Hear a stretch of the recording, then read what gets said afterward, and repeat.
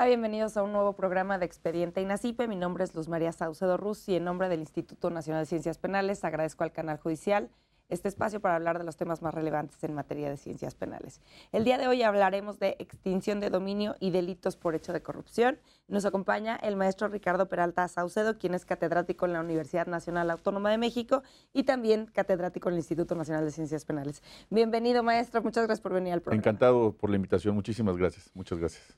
Ricardo, si te parece bien, me gustaría que empezáramos a hablar de manera general del concepto de extinción de dominio. ¿Qué es extinción de dominio y desde cuándo se habla de extinción de dominio en México? Con todo gusto. Bueno, como todos los que nos escuchan saben, que nuestro país ha tenido no solamente una historia de comisión de diversos delitos mediante los cuales pues, las organizaciones criminales han podido sostenerse gracias precisamente a la riqueza ilícita que han venido acumulando. Esta figura como tal de extinción de dominio precede del artículo 122 constitucional, el cual en virtud de ello establece todo un procedimiento, es de los pocos artículos de la Constitución donde no solamente señala los conceptos, sino el procedimiento completo. Ustedes saben que nuestra Constitución a veces no parece una Constitución, parece un reglamento, parece una ley secundaria. Este es el caso de esta norma constitucional, donde se establecen no solamente las 6 figuras delictivas mediante las cuales se puede utilizar precisamente el procedimiento de extinción de dominio. Esto otorga a la autoridad, al Estado mexicano, a hacerse de los bienes que hayan sido producto de un ilícito, les insisto, por 6 delitos, primordialmente relacionados con delincuencia organizada, robo de vehículos, trata de personas, secuestro, y mediante esta comisión, entre otros más, entre esta comisión de estos delitos, los bienes que hayan sido obtenidos, como por ejemplo el enriquecimiento ilícito, una vez acreditado y no necesariamente con una sentencia, pueden formar parte del inventario del Estado mexicano como una forma de expropiación. Estos bienes forman parte eventualmente del sistema de administración y enajenación de bienes, que depende de la Secretaría de Hacienda. Y estos bienes también, dentro del sistema del sistema de enajenación y administración de bienes de la Secretaría de Hacienda, pasan a ser parte de este inventario que puede ser utilizado, como lo señala el propio artículo, a la reparación del daño, precisamente que de los que hayan sido afectados por la comisión de alguno de estos delitos. Esta figura de extinción de dominio no solamente tiene esta historia constitucional, que se ha venido reformando. La última vez fue una reforma del 2016, donde se suma la conducta de robo de hidrocarburos. Esta conducta coloquialmente llamada el huachicoleo o el huachicol, donde pues ahora las conductas de esta desafortunado delito, pues ya vemos que no solamente son el sustraer los hidrocarburos de los ductos de Pemex que conocemos por vía terrestre, sino vemos ahora que la conducta ha variado, como comúnmente ocurre con estas figuras delictivas, y están sustrayendo estas sustancias de los mexicanos directamente de las plataformas petroleras. Entonces, ¿por qué comento esto? Porque así como han cambiado las conductas, nosotros como juristas, nosotros como profesores, tanto del INACIPE como de la Facultad de Derecho de la UNAM, tenemos que ir propiciando que la legislación vaya también un paso adelante antes de que incluso los propios delincuentes comiencen a elaborar otro tipo de procedimientos para cometer estas mismas conductas, porque siempre nos vamos a quedar cortos. Esto hace difícil el trabajo de legislar, ¿no? Se tiene que ir o tiene que ser tan dinámica como las conductas delictivas. Yo incluso te diría, no solamente tienes razón, tenemos que ir más allá de ello. Tenemos que darnos cuenta, por ejemplo, cómo ocurre en otros países que llevan en esta lucha contra la delincuencia muchos años más que nosotros. En un programa anterior hablábamos del caso de Italia, que en cuanto a la lucha anticorrupción llevan un poco más de 35 años. En el caso de Colombia, por ejemplo, con esta figura de la ley de extinción de dominio, la ley 793 de Colombia establece no solamente estas figuras, sino ahora la novedad, que nosotros lo vemos ahora como una novedad, que es sumar las conductas de hechos de corrupción. Claro. Ellos lo hicieron hace 20 años en Colombia. Ellos les llaman una figura de hechos de afectación a la moral social y tiene que ver con temas de corrupción. Aquí algunas personas se escandalizan por un tema no legal, sino de recomendación cuando escuchamos la Constitución moral. Bueno, en otros países no es una recomendación, es parte del texto jurídico la afectación a la moral social, que es el caso de la Ley 793 de Colombia relacionado con la extinción de dominio. Pues quisiera que habláramos un poquito más de esta figura. Está en la Constitución desde la reforma del 2008, ¿es correcto? Es correcto, ¿verdad? sí. Sí me llamaba la atención es por qué está en la Constitución, por qué está a nivel constitucional esta figura y también el procedimiento, ¿no? Se rige por reglas específicas y en la Constitución habla de que el juez que lleve el tema de extinción de dominio deberá de ser autónomo de la materia penal. ¿Qué quiere decir esto y cuáles son las implicaciones? En materia penal, como ustedes saben, un juez, y sobre todo relacionado con el tema de extinción de dominio, no puede determinar que esos bienes sean extintos. ¿Por qué se hace esta forma independiente y autónoma? No solamente es una tendencia de transparencia, sino darle certeza jurídica también a aquella persona que le puedan extinguir estos bienes. La naturaleza y la lógica del legislador de hacer un procedimiento independiente es para que no dependa del mismo juez penal la resolución en virtud de esta extinción de dominio. Es decir, el procedimiento es muy claro en la Constitución, clarísimo. Insisto, es un procedimiento dentro de un artículo constitucional que debería ser enunciativo. Por ejemplo, y vuelvo a insistir, la ley 793 solamente los enuncia y los remite a una ley secundaria. Claro. En la Constitución está reglamentado desde el artículo como tal, desde el artículo 22. Se refiere a esta independencia y esta autonomía por la naturaleza de la transparencia en el proceso de extinción de bienes. ¿Por qué? Porque los bienes como tal no solamente es uno de los bienes jurídicos tutelados más importantes del ser humano, sino que en este caso también, y en virtud de la experiencia que hemos tenido en nuestro país, se requiere que haya una certeza jurídica para ambas partes, tanto para la autoridad como para la persona que puede ser susceptible de la extinción de estos bienes. Entonces, llevarlo con un ente distinto al juez penal que está desarrollando un procedimiento por la imputación de diversos delitos, da esa certeza, esa transparencia de que es un procedimiento por el producto de esos bienes o que se hayan utilizado por esos bienes o que aquella persona se haya ostentado como dueño de esos bienes, que son las tres figuras que se relacionan precisamente en el artículo 22. Entonces, aunque esta extinción de dominio, bueno, la posesión de estos bienes vengan derivados del catálogo de delitos que vienen para susceptibles a extinción de dominio, son dos procedimientos aislados completamente distintos. O sea, no van con la causa penal. Una sentencia para que puedas decir, bueno, si hay una sentencia por la comisión de este delito, entonces se puede extinguir el dominio de estos bienes. No es necesaria la emisión de una sentencia. Con que existan los elementos mínimos para acreditar que esos bienes son producto de la comisión del delito, que se hayan utilizado para la comisión de ese delito, o que en efecto se haya utilizado un testaferro, un tercero, y que este mismo se ostente como dueño de esos bienes, con que se acrediten esas tres figuras, no es necesaria una sentencia. Y hablas de un caso muy interesante, porque ¿qué es lo que ha ocurrido en cuanto a la política de dirección de estas investigaciones al interior de las fiscalías, tanto del interior de la República como de la General de la República, todavía Procuraduría General de la República, eventualmente en liquidación o en extinción? ¿Qué es lo que ha ocurrido con esta? Que no se ha preponderado, no se ha priorizado dentro de una investigación, dentro de una carpeta de investigación y eventualmente en un expediente, de manera paralela, ir buscando la extinción de dominio, sino que se deja al final de la propia investigación.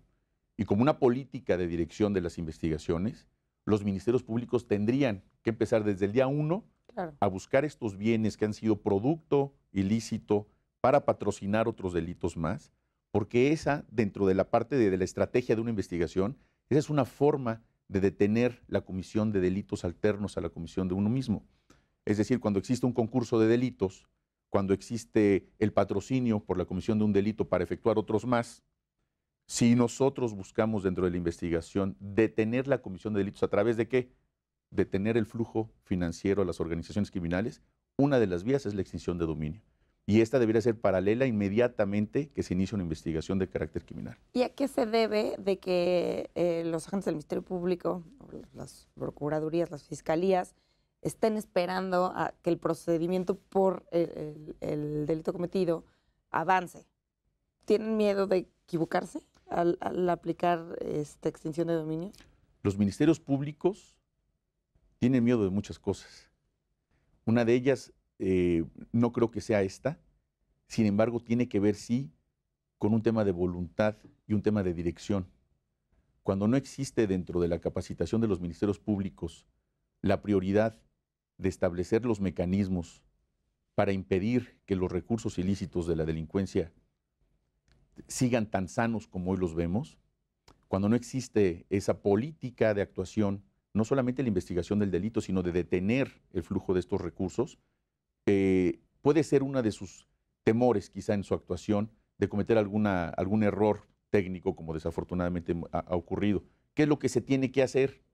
Pues insistir no solamente en la capacitación para iniciar estos procedimientos de extinción de dominio, sino establecerles también a los ministerios públicos que es parte de la obligación al momento de iniciar una carpeta de investigación, lograr, porque está en la ley, lograr que esos recursos sean retribuidos al Estado mexicano para reparar a las víctimas ese daño que se les ha cometido en virtud de la comisión de alguno de estos delitos que son altamente sensibles para la sociedad.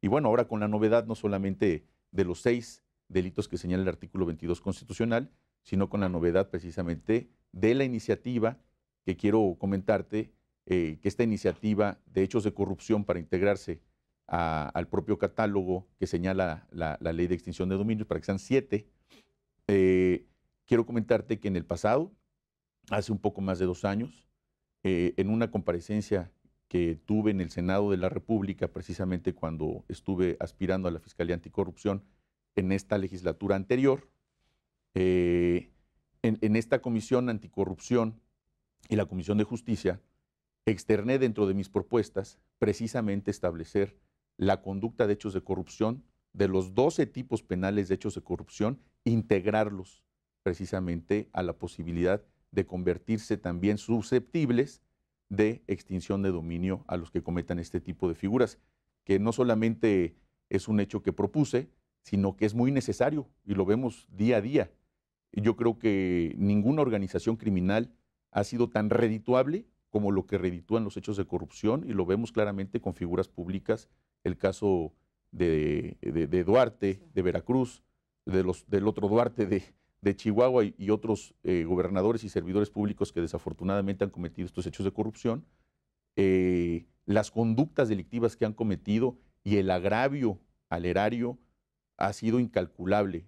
Solamente por dar un dato, la Auditoría Superior de la Federación hasta este 2017 había detectado del 2012 al 2017 un quebranto al erario público de más de 302,000 millones de pesos. De Veracruz, 61,000 millones por el delito de peculado, más otras figuras relacionadas precisamente por los hechos de corrupción.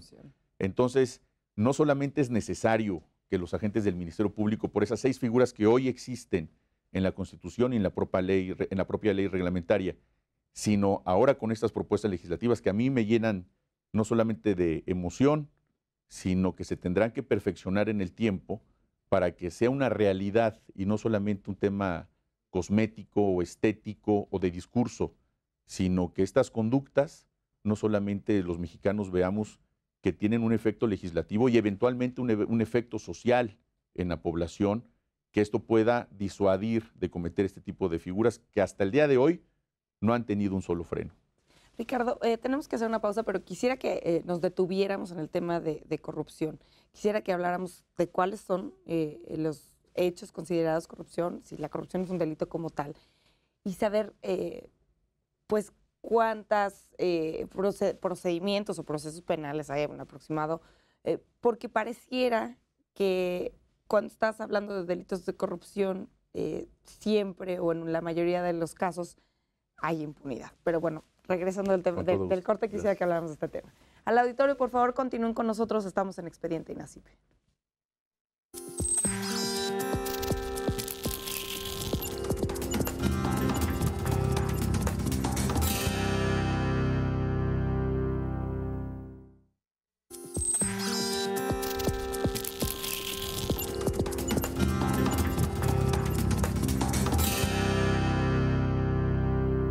Gracias por continuar con nosotros en Expediente INACIPE. Les comento que pueden estar en contacto con nosotros a través de las redes sociales del canal judicial y también en nuestro Twitter, que es @expediente_. Queremos saber sus comentarios y sugerencias acerca de los programas, en especial en nuestro programa del día de hoy, que estamos hablando de extinción de dominio y delitos por hechos de corrupción con el maestro Ricardo Peralta Saucedo. Ricardo, antes de irnos a la pausa, yo te dejaba la pregunta de si cómo se encuentran plasmados en el Código Penal los delitos de corrupción. ¿Existe un catálogo de delitos de corrupción? Estamos hablando de delitos por hechos de corrupción, no corrupción como un delito como tal. ¿Cuál es la realidad de cómo está penado y legislado el delito o los delitos por hechos de corrupción? Los hechos de corrupción han existido en nuestra legislación penal desde hace 40 años. Quiero hacer una referencia histórica nada más, tocando ahora que hablas de estas conductas. Desde el punto de vista administrativo y penal, siempre han ido de la mano. La ley de responsabilidades administrativas incluso sanciona prácticamente las mismas figuras y las mismas conductas desde el punto de vista administrativo, pero con la misma nomenclatura que en materia penal. Por ejemplo, el peculado, la concusión de servidores públicos. En la ley de responsabilidades administrativas está exactamente, gramaticalmente la misma figura, obviamente con sanciones desde el punto de vista administrativo. Pero hasta hace muy poco tiempo existía en la ley de responsabilidades de los servidores públicos, que fue abrogada, una figura que a mí me ha llamado mucho la atención, que se llamaba enriquecimiento inexplicable. Esa misma figura de enriquecimiento inexplicable existía en materia penal. Y sabemos claramente que las figuras inexplicables pues solamente podrían hablar de temas paranormales, de algo que no se pudiera explicar para la ciencia o para los hechos. En el caso jurídico, es inaudito que haya estado una terminología de esa naturaleza como enriquecimiento inexplicable, cuando hasta 1938 se modificó y entonces se consideró como enriquecimiento ilícito, porque de inexplicable no tiene nada, tiene muchas formas de acreditarse como una persona, no solamente como existía antes un servidor público, sino ahora integrado en la legislación, y ahora entro en el tema del Código Penal Federal, cómo se ha integrado 12 figuras típicas de hechos de corrupción en el título 10º del Código Penal Federal vigente. Esta modificación constitucional tiene que ver con la reforma político-electoral del 2014, que dio la creación del Sistema Nacional Anticorrupción, de la Ley General del propio Sistema Nacional Anticorrupción, en la cual se modificaron 7 legislaciones, entre ellas el Código Penal Federal, donde se integran en todo ese catálogo no solamente a servidores públicos, sino también a particulares, porque no solamente es injusto, es falso pensar que solamente los servidores públicos cometen hechos de corrupción. En la gran mayoría de los casos está acreditado que desde la iniciativa privada, los particulares son los que inciden, los que incitan a los servidores públicos a cometer hechos de corrupción, primordialmente relacionados con el cohecho. Son 12 figuras que ya estaban de alguna forma dentro del Código Penal Federal y en las legislaciones locales, pero que ahora se integran de manera armónica para que sean las únicas funciones de investigación del fiscal anticorrupción. Como tú sabes, hay 21 fiscales en cada entidad federativa especializados en materia anticorrupción, que ya han sido nombrados en virtud de esta reforma constitucional, que falta el resto del país por integrarse a esos sistemas locales anticorrupción y que estos sistemas locales anticorrupción forman parte del Sistema Nacional Anticorrupción. Falta el fiscal federal, que dependerá... Que mucho se ha hablado de esto. Así es, mucho se ha hablado de ello, que dependerá eventualmente del fiscal general de la República, en virtud también de la reforma del artículo 102 constitucional, que le da la naturaleza y la creación a la Fiscalía General de la República y a estas 2 fiscalías especializadas, las únicas con asidero constitucional, que es la Fiscalía de Delitos Electorales y la Fiscalía Anticorrupción. Esta Fiscalía Anticorrupción solamente podrá investigar la relación de esos 12 tipos penales y eventualmente con otros tipos que pudieran ser cometidos en virtud de los primeros. Y aquí entramos de nueva cuenta a la plática con la que iniciamos, relacionado, por ejemplo, con la delincuencia organizada. Tengo conocimiento que en muy poco tiempo en el Congreso se presentarán las iniciativas relacionadas con la modificación a la Constitución, al Código Nacional de Procedimientos Penales, para integrar los hechos de corrupción, es decir, estos del título 10 del Código Penal Federal, a las conductas relacionadas con delincuencia organizada. Es una reforma de alto calado, porque es la primera vez en la historia de nuestro país que se toca la Constitución para darle la importancia que merecen no solamente estas conductas, me refiero a los hechos de corrupción, sino a las conductas relacionadas con la comisión de delitos fiscales. Es decir, serán las conductas de hechos de corrupción y los delitos especializados en materia fiscal los que se integren prácticamente en todas sus conductas, en todas sus variantes, a los hechos relacionados con delincuencia organizada. Obviamente le tendrán que dar un texto especializado y tendrá que tener una riqueza precisamente para cumplir con los requisitos de la delincuencia organizada e integrarse al catálogo de delitos de prisión preventiva oficiosa, que la naturaleza era que quedara subsumida solamente esas 11 figuras que hoy conocemos. No, hoy se integrarán dentro de esa iniciativa que ya conozco incluso, se integrarán a estas figuras para no solamente hacer más grande este catálogo de delitos de prisión preventiva oficiosa, se busca una disuasión para que la gente no siga cometiendo estas conductas que tanto han agraviado a nuestro país y que nos ha desprestigiado internacionalmente de manera brutal. Número 1 en ausencia de Estado de Derecho, número 1 en impunidad y los más corruptos de Latinoamérica. Yo creo que una de las formas de incidir en esos terribles lugares que tenemos internacionalmente es en estas legislaciones novedosas. Polémicas, por supuesto que son muy polémicas, pero creo muy necesarias también para el país. O sea, en caso de que esta iniciativa avanzara, ya no tendría sentido hacer las otras reformas de poner la figura de extinción de dominio para actos de corrupción. ¿Por qué? Porque ya se encontrarían delincuencia organizada. O sea, sería como pues simplificar el camino, ¿no? En caso de que esta iniciativa avanzara. Así es, incluso voy más allá.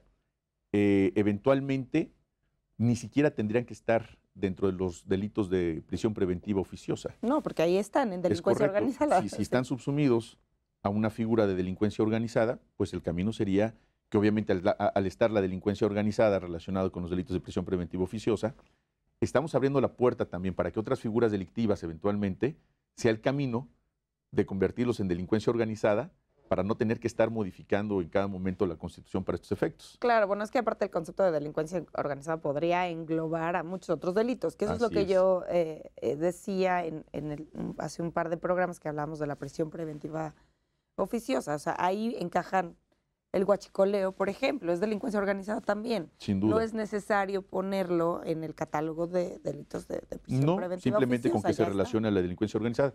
Pero aquí tenemos que ir más allá. Como país tenemos una enorme deuda con el Sistema Nacional Penitenciario. El hecho de integrar estas figuras a nuestra legislación, donde muy probablemente se incremente el número de procesos con personas privadas de su libertad, nos abre una puerta de oportunidad enorme, porque ¿qué vamos a hacer con esa sobrepoblación que seguramente tendremos eventualmente en las prisiones, cuando en las prisiones no existe la reinserción social? Vamos a necesitar quizá centros de reinserción social especializados para hechos de corrupción, porque... ¿Por qué? ¿No sería como tener, pues, darles un trato diferente? O sea, ¿no habría un trato equitativo para las personas que se encuentran? Se les tiene que dar un trato equitativo a todas las personas que forman parte de la comunidad penitenciaria, independientemente del delito que hayan cometido. Sin embargo, eso no ocurre. Realmente eso no ocurre en el país y esa es una gran deuda social y jurídica que tenemos como mexicanos. A lo que me refiero de tener prisiones especializadas es que va a haber tal nivel de denuncia en contra de las personas que cometen hechos de corrupción que la población penitenciaria solamente por los hechos de corrupción va a alcanzar los niveles como los que teníamos por personas que cometían el delito de robo cuando este era considerado en el pasado delito grave. Precisamente aquellas personas que fueron sancionadas por estos delitos, que estaban procesadas o están procesadas por estos delitos, han alcanzado su libertad al no formar parte ya de ese catálogo de delitos graves y por eso han obtenido su libertad. Sin embargo, van a ser sustituidos ahora por aquellos que cometen delitos fiscales y delitos de corrupción. Entonces estamos revirtiendo algo, por ejemplo, alguna de las bondades del sistema de justicia penal acusatorio. O sea, uno de los principales beneficios del sistema de justicia penal acusatorio, la misma reforma que estamos hablando, 2008, donde se incluye el tema de extinción de dominio, era despresurizar las prisiones.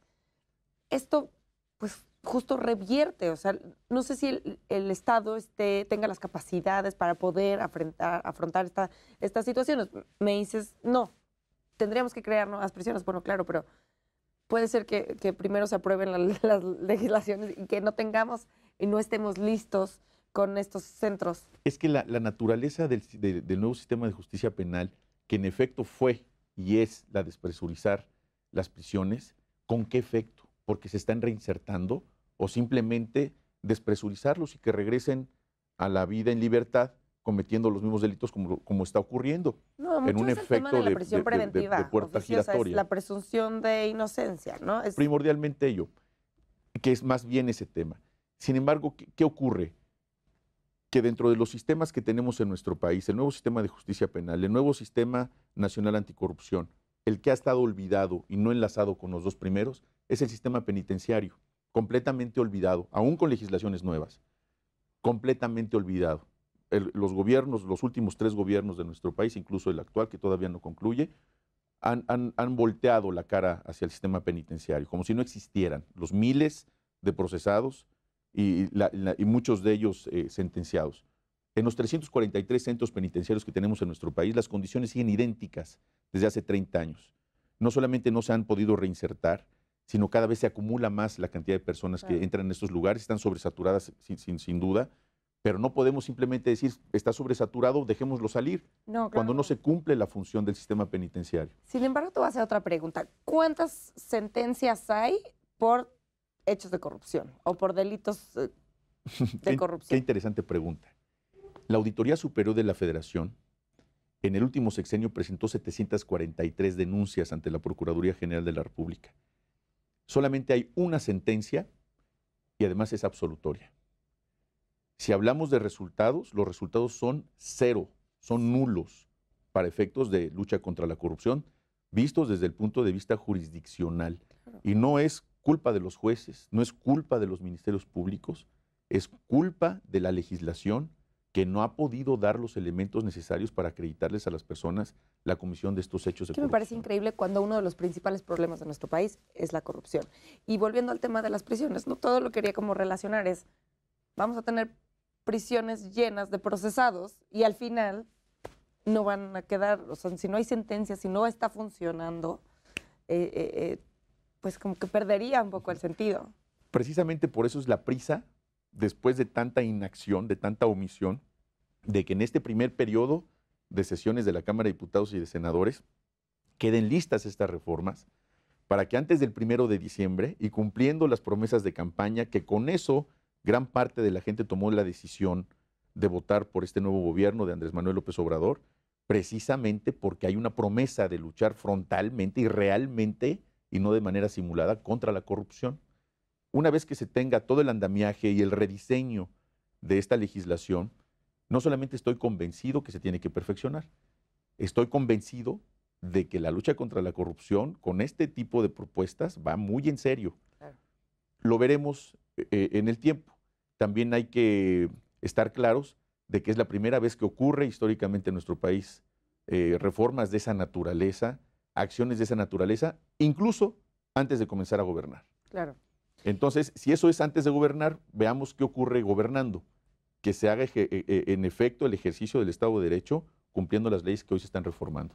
Ese es uno de los principales temas que trae la administración que está comenzando, la lucha contra la corrupción. Y ya hablábamos del grave problema que es en México y los montos que traen estos delitos. Sin embargo, podríamos decir entonces que no se ha avanzado. O sea, en el sexenio que acaba de terminar, que está terminando, no se trabajó. ¿Cómo recibe el nuevo gobierno en materia de lucha contra la corrupción al país? Con una enorme simulación. El Sistema Nacional Anticorrupción que es presidido por el Comité de Participación Ciudadana, por uno de los integrantes del Comité de Participación Ciudadana, no ha podido hacer absolutamente nada porque la propia ley lo restringe.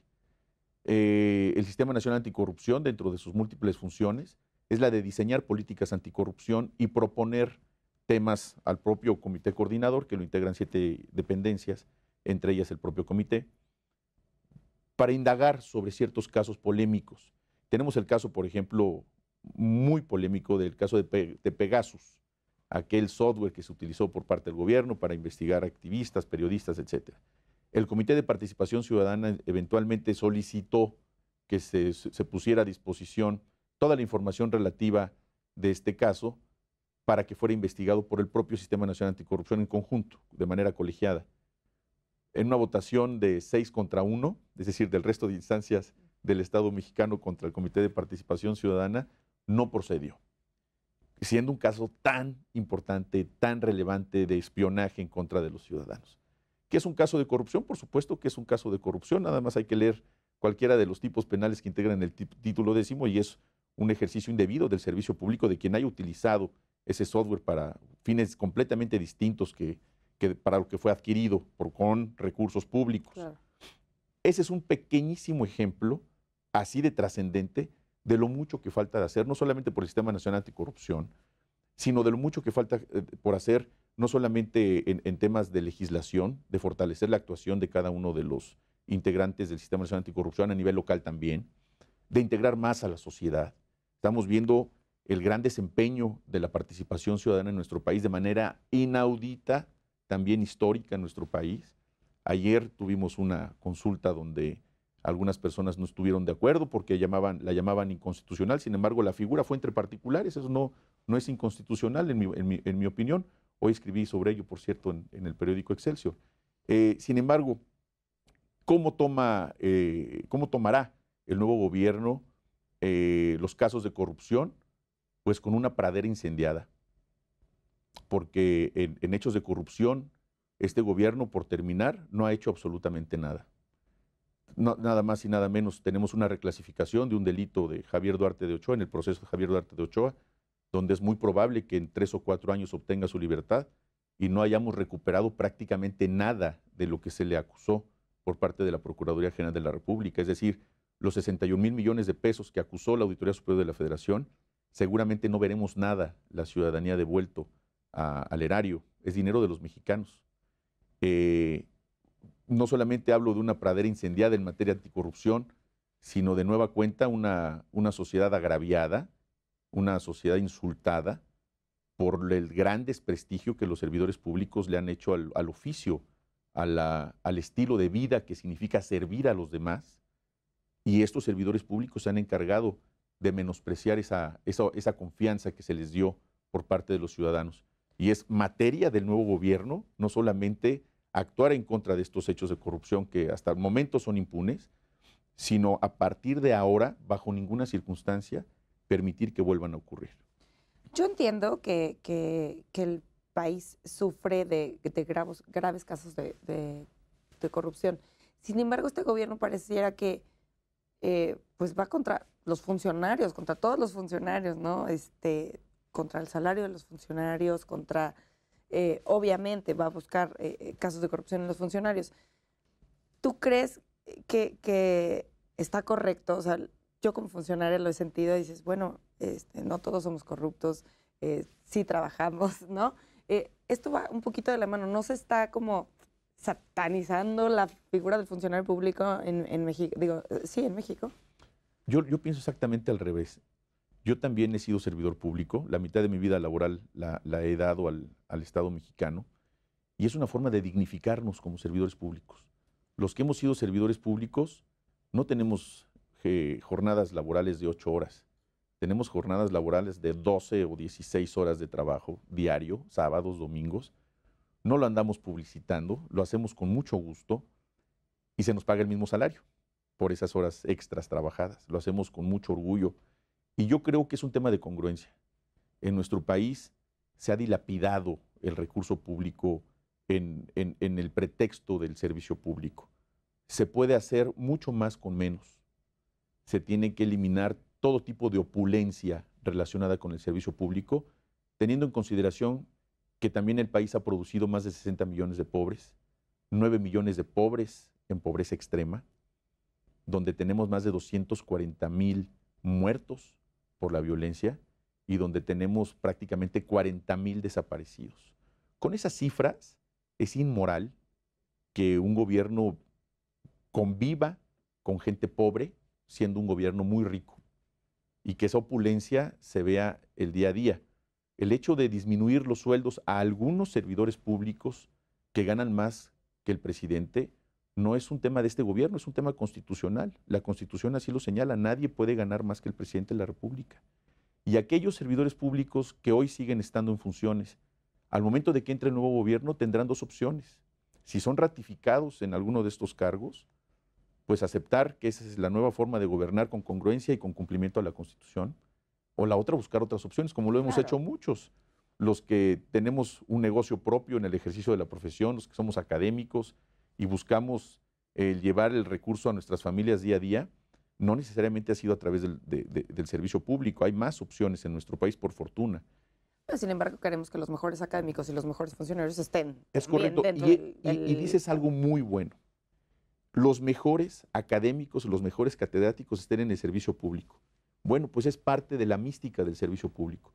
Los que eventualmente quieran o no pertenecer al gobierno, al nuevo gobierno que está por entrar, tendrán que participar de esa nueva mística del servicio público y estar convencidos de que sí se puede ganar menos haciendo muy bien las cosas, siendo honestos y amando mucho a nuestro país, siendo un México correcto. Ricardo, tenemos que hacer una pausa, pero regresando, volvemos al tema de extinción de dominio y corrupción. Me gustaría hacerte un par de preguntas más acerca de los particulares que cometen corrupción. Encantado. Al auditorio, por favor, continúen con nosotros. Estamos en Expediente INACIPE.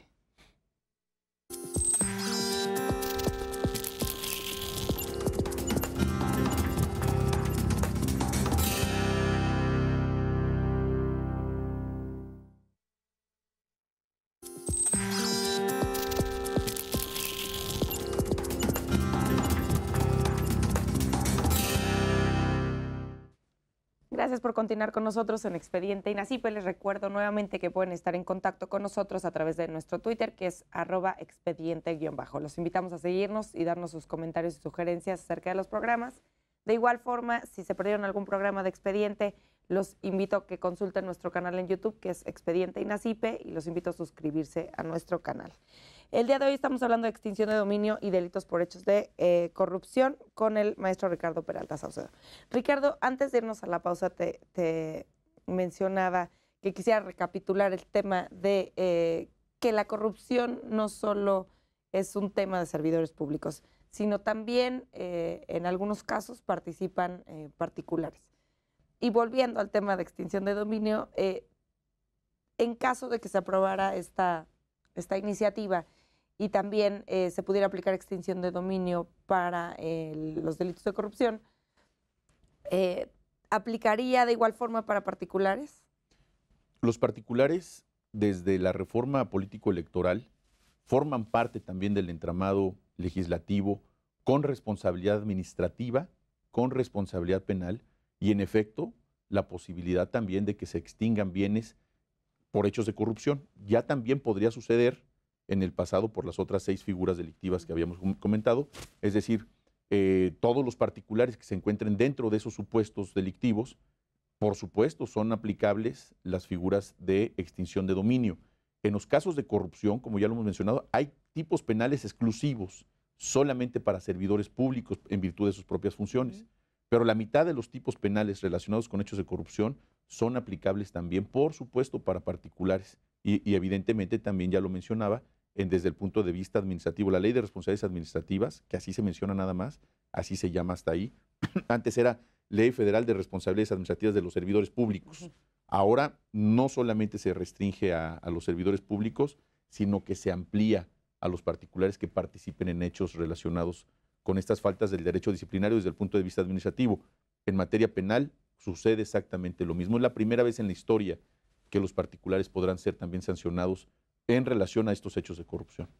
Y retomando la pregunta que te hacía de las sentencias por hechos de corrupción, también quisiera preguntarte ¿cómo ha funcionado la figura de extinción de dominio a lo largo de este tiempo? Esta figura existe desde 2008. ¿Cuántos casos o cuántos bienes, o no sé si también sean recursos, se puede aplicar el recurso como tal, se le ha aplicado la extinción de dominio en México? Puede ser cualquier activo. Cualquier activo relacionado con la comisión de un delito se puede utilizar la figura de la extinción de dominio. Ha sido verdaderamente ínfima, no solamente el resultado, sino la acción de la autoridad para ejercitar este derecho, que es la extinción de dominio. Hay información que se tiene oficial y pública, que solamente se ha logrado una condena del 10% de todos los hechos de todos el inicio de procedimientos relacionados con extinción de dominio, solamente el 10% de los juicios han sido exitosos. Es decir, no solamente es una figura que, a pesar de tener más de 10 años de vigencia en nuestra legislación, no solamente no se ha utilizado, sino que no ha sido exitosa. Y tiene que ver precisamente con lo que mencionamos al principio del programa.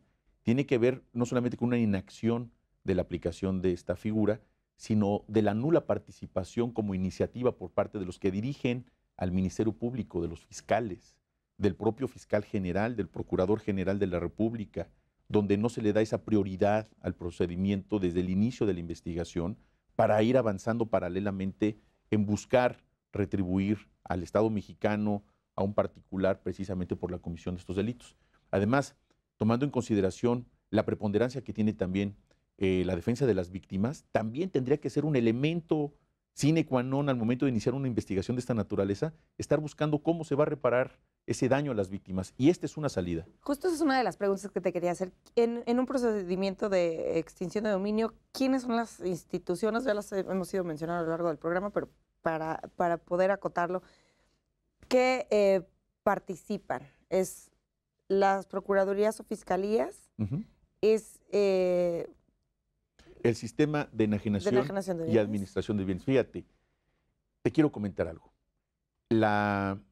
El sistema de enajenación y administración de bienes tiene en su inventario 12,000 bienes inmuebles. Tienen un proceso también de subasta de bienes inmuebles y bienes muebles. Sin embargo, desde mi muy particular punto de vista, hasta este momento, no solamente ha sido muy ineficaz, sino que esos bienes no se tiene actualizada la información del valor que tienen esos inmuebles, de la forma en la que se pudiera hacer negocio para el Estado mexicano, para la comercialización de esos bienes que han sido producto de delitos o quizá también producto de alguna sanción de carácter fiscal. La cantidad de bienes inmuebles y bienes muebles que tiene el sistema de enajenación y administración de bienes es abismal, es infinito, pero también poco eficiente por lo siguiente. Los bienes que tienen no solamente están sujetos a este aseguramiento por parte del Estado mexicano, sino que también tienen otro tipo de procedimientos realizados por particulares o incluso por otras instancias de gobierno.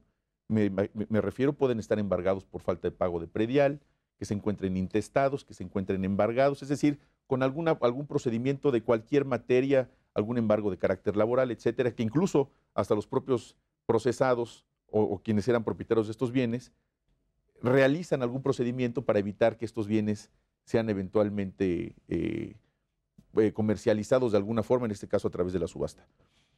¿Qué es lo que tendremos que hacer? De nueva cuenta, insisto, modificar la legislación para que estos bienes sean susceptibles de comercialización, claro, porque son parte del inventario del Estado mexicano. Es una forma de expropiación de estos bienes. Que sean susceptibles de comercialización de forma ágil, porque esos bienes pues obviamente se van depreciando, van perdiendo su valor. Imagínate lo que se gasta en el Estado mexicano para efectos de pago de arrendamiento, de compra de inmuebles, de mantenimiento, de los que ya ocupa hoy la Administración Pública Federal y las locales. Lo que se podría ahorrar si el gobierno federal y los gobiernos locales utilizaran esos 12,000 bienes, ya sea que se comercialicen y con eso se compren bienes diversos para el uso de las instancias de gobierno, o simplemente para tener recursos para apoyar a ciertos sectores de la sociedad que los requieren, que además así lo indica la Constitución, para dónde tendrían que ser distribuidos estos recursos una vez que estos estén comercializados. ¿Eso ya está establecido? Está En tema de extinción de dominio. Está ¿no? establecido, está establecido en el 22 constitucional, está establecido hacia dónde se tienen que dirigir los recursos una vez comercializados. Pero si el SAE hoy en su inventario tiene 12,000 bienes inmuebles, si después de que se inicie un procedimiento por extinción de dominio por hechos de corrupción, pues simplemente se va a acumular a ese inventario que hoy se tiene en el SAE sin ninguna utilidad para el Estado mexicano. Y es la otra parte que se tiene que legislar dentro de la Secretaría de Hacienda, dentro del reglamento del SAE, para que esos bienes tengan una posibilidad de enajenación mucho más eficiente y que eso se vea redituable para el Estado mexicano y, por supuesto, para los ciudadanos. Entonces, esto es dentro del reglamento del SAE. Sí. No, todo el tiempo en el programa hemos hablado de nivel constitucional. Existe la extinción de dominio y próximamente tal vez en delitos por hechos de corrupción en la Constitución. Pero existe otra ley. Sí, existe la una ley reglamentaria. que tiene que ver con extinción de dominio. Es la ley federal reglamentaria del artículo 22 constitucional que regula a detalle precisamente el procedimiento, que lo regula una parte, el 22 constitucional, y la reglamentaria es la ley federal precisamente de extinción de dominio. Ahí establece no solamente qué autoridades pueden iniciar este procedimiento, cuáles son los procedimientos, los términos, la vigencia, de qué autoridad se promueve, quiénes son susceptibles y cuáles son los recursos en contra de esta ley. Establece todo el procedimiento completo relacionado con extinción de dominio. Pero insisto, es interesantísima la propuesta, pero es tanto, quisiera hacer una metáfora o una analogía con el sistema penitenciario. Qué bueno que se van a sancionar estos delitos, qué bueno que se integran en un catálogo de delitos de prisión preventiva oficiosa, qué bueno que se ligan a la extinción de dominio. ¿Cuál es la utilidad al final del camino para el Estado mexicano y cuál es la utilidad para la ciudadanía si no se pueden comercializar con esa eficiencia?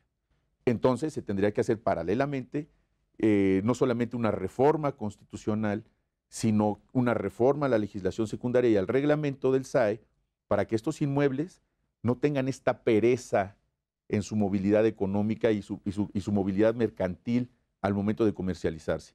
Porque quieren subastar bienes inmuebles con el mismo valor comercial que un inmueble que no tiene ningún antecedente jurisdiccional en su contra. Entonces tendrían que tener no solamente un precio inferior, sino quizá resolver por medio de la propia legislación que esos recursos, que esas acciones que hayan iniciado particulares o cualquier otra instancia de gobierno, buscar el diseño para que queden nulificadas, para que se puedan comercializar o que se compren derechos litigiosos como tal. Es decir, se pueden buscar muchas figuras para que esto realmente sea eficiente. Y tendría que ser una reforma integral. Integral, porque ¿de qué sirve asegurarles bienes a las personas que han cometido actos de corrupción si se van a quedar de nueva cuenta en un inventario que va a ser inamovible? No, el chiste es que tenga beneficios también para la sociedad en general, ¿no? Y para las víctimas, cuando estamos hablando de reparación.